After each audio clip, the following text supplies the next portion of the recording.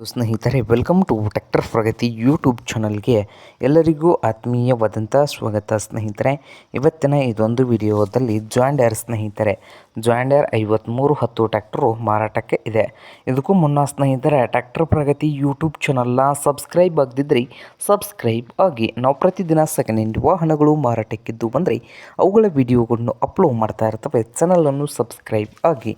ಹಾಗೆ ನಿಮ್ಮ ಮುಂದೆ ಇದೆ ನೋಡಿ ಸ್ನೇಹಿತರೆ, ಜಾಂಡರ್ 5310 ಟ್ರ್ಯಾಕ್ಟರ್ನ ಮಾಡಲ್ ನೋಡೋದಾದರೆ 2018 ಮಾಡಲ್ಲು.